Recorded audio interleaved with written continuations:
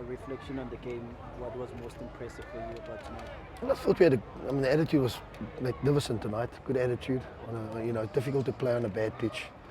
So the attitude was fantastic, And it was going to be always a game of nutrition because the ball was bobbling, bouncing all over the show. So it was never going to be much of a football match. At times it was good, but I thought, we did really well until the goal, and then we sort of and then they came into it. Obviously, they left a few numbers up, and we couldn't get hold of the ball at the back from them, and they played through us too easy. So, but they should have got equalised there, in my opinion. But we could have been also one or two more before that, But anyway, I thought we played well and deserved. And it says a lot with goalkeeper becoming man of the match. No, I don't think it was man of the match. I thought it was more play. I thought Grant, Nogaman everybody I thought was fantastic, I mean, Igadora, Terence, everybody played well tonight. So, yeah, I mean, we always knew, I mean, they're a good side. They've had the same core players. We've got a much younger group of players, and I'm trying to build a team again. Their team is much more settled than us, Yeah, we're building teams again. We lost 6, 7, maybe 9 players.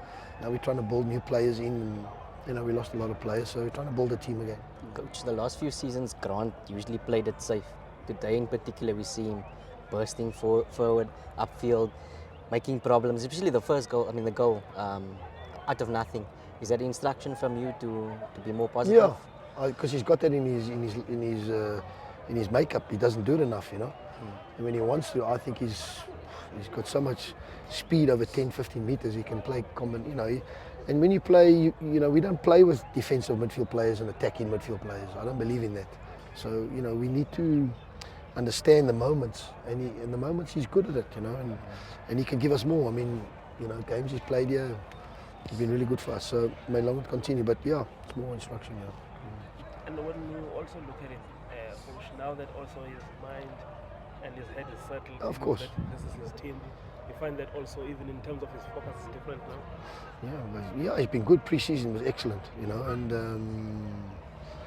obviously we've got 2 other loan players, but the rest are ours now for a change. So we've only got 2, then have 6 or 5, So yeah, we can try and build it.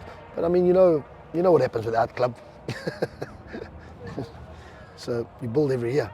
We could keep all the ones we had last year and the ones before. We'll have a very good team, but it doesn't work like that. So you've got to just keep building every year. That centre-back pairing of 2 very experienced players. Well, our best player has been Eme for the last 3 games, the 18-year-old centre-back, and he broke his thumb, so he couldn't play tonight. He's been our best player by far for 3 games now, and he couldn't play tonight. So Sianda came in the week of the first game. He was not fit. We got to play. Everybody's talking. I hear the media. Why not Sianda? Well, he hasn't trained. He hasn't done anything. So what do you want me to do? Stick him in the cold? And the kid he would have played tonight. Sianda would have sat on the bench again, because he's been our best player by far, and he will be. He's a fantastic player.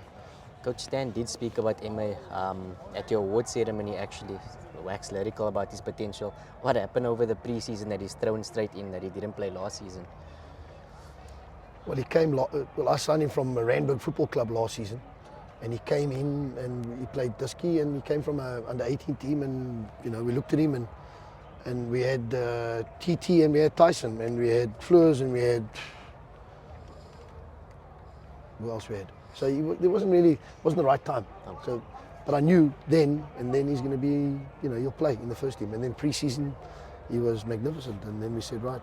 And then Sianda came in last week, and he played. I put him straight in. That's me, me. I play Sandre, I play Keegan, I play Jabu Matsia, I play them all the kids. So I believe they're good enough, and you must play them. One thing Rulani Mokoena Riveiro has been saying about PSL pitches is that it doesn't allow you to actually play the gameplay you want to play. No, do you agree when absolutely. we see this? 100%. If you look across all the pitches, if you look at all the stadiums, even the Orlando Stadium, it's bad. And the PSL, but I think it's onus on the clubs to do a little bit more. And we got to get pitches. I mean, the pitches are so bad. I mean, and hard and bouncy, and we got to get football pitches. We all watch football every week, and you see the pitches that players play on. And I feel tonight for the players to play on this. They played 4 games a day here for the last week. It's not. I mean, I said to the players, we can't play don't play on the grass here tonight. We're not going to play on the grass. And they, we adapted, as best we can. If you try and build up here, you've got a problem there. It'll end up by your knee or your waist high by the time you run with the ball. I'm thinking, coach, because most it's also relying more on the municipalities, or you mean that the club, they have got to do more, because at the end of the day, this is affecting them in terms of having that. No, it affects the product.